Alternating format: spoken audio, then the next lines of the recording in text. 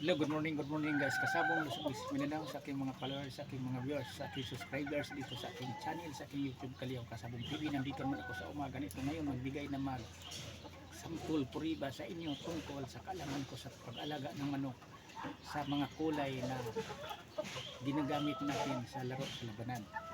Kasabong pala, ipakila ko muna to sa inyo. Ito siyang hawak kong manok ito at tinawag o white chocolate na sa amin sa Negros, banugin kung tawagin. Ang linyada na ito talagang solid. Kung mapansin nyo sa picture niya, sa dibdib niya, walang lumalabas na buto sa picture dito. Ito ang mga linyada na magandang gagamitin sa pagdating sa laro sa labanan. Labanan man yan sa 2 hits, 3 hits, o kaya nagdiderby kayo. Kung pwede ito, kasi ito siya mismo doon ko to kinuha sa kaibigan kong magsabong na lumalaban para sa derby. Ang pagka white chocolate pala nito niya, linyada ito sa white boxer. Kailang lumalabas to na white chocolate. Ang kapatid dito, white boxer puti. Mga puti ang tinawag ko white boxer. Ito siya. Itong mga manok na ito, alam nyo ba, pag ganitong makapal ang mga pitso, hindi siya pitso, hindi manipis ang pitso, lamang ito pagdating sa basahan kaysa kumpara sa magiging kalaban niya na manipis ang pitso. Kasi solid ang pitso niya, hindi indahin kaagad ang mga tama sa kanya. Pero ang mga manok na manipis ang pitso, lagi niyang tatandaan niya, madaling bumigayan kapag manipis ang pangatawan sa manok. Pag sulit ang pangatawan sa manok, kayang-kaya niya yan tanggapin ang kahit ano kalakas mga palo sa mga kalaban. Kapag hindi lang siya mapuruhan, hindi siya tamaan sa kalambutan, lumalaban yan hanggang basahan ang mga ganitong hugis pangatawan sa manok. Na pinagdaanan ko na yan, na experience ko na talaga yan, na ang manok kong manipis, ang nagkalaban, sulit, maganda ang katawan, hindi pitsuhin ang sa akin manipis, pitsuhin pagdating talaga sa basahan, talo yung akin. Kahit anong kondisyon ko, anong vitamins ko, anong mga gamot ginagamit ko yan. Kumo kay sabong, kahit mga ganitong katawan, paalala ko rin sa inyo, may talo pa rin tayo. Pero mas komportable, mas advantage tayo kung ang ating manok puno ang pangatawan, hindi manipis, hindi pitsuhin. Kung makalaban natin mga manipis lang katawan, lamang tayo doon. Yan, totoo din yan.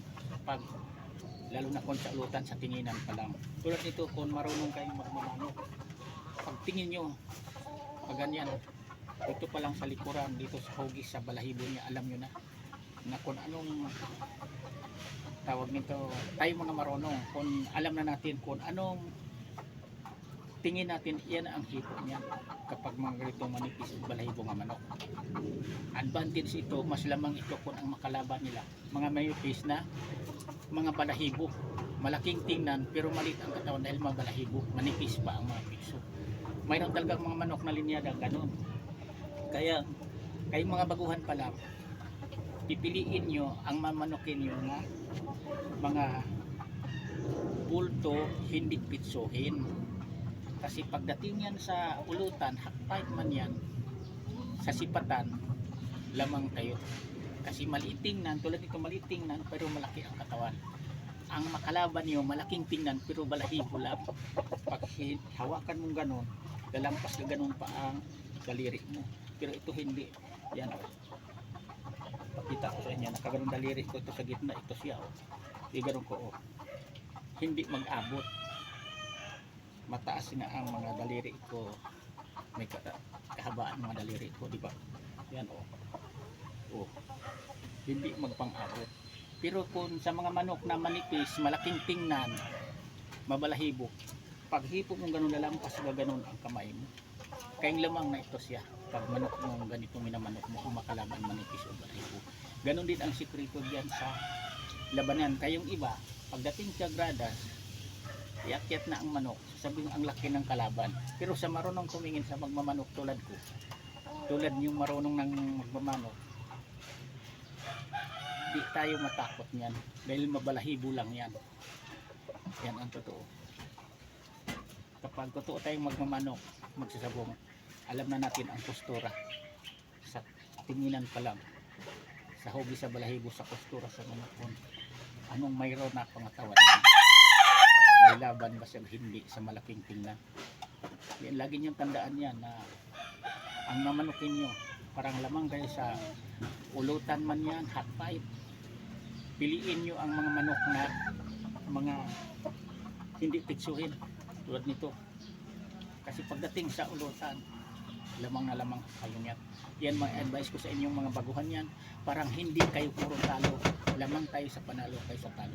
Kasi dito sa sugal, kailangan marunong din tayo nito. Kasi kung sugal na sugal lang tayo, laban na laban ng manok natin, para din tayo na gulay, pinipitasan lang tayo ng talbos pala. Para tayong gulay, ulitin ko nga, pinipitasan lang palagi tayo ng talbos. Pang-ulam nila, ginugulay nila. Pero kung marunong tayo dito sa manok, hindi maaari yun. Kailangan makapitas man sila sa atin ng isa, pipitasin natin sa kanila 2 o 3 pa. Lamang tayo sa panalo, kayo sa talo. Yan ulit sabihin yan. Hanggang dito muna ako kasabong, hindi ko nahabaan. Bukas ulit naman, ibang topic ito. Paliwanag sa inyo.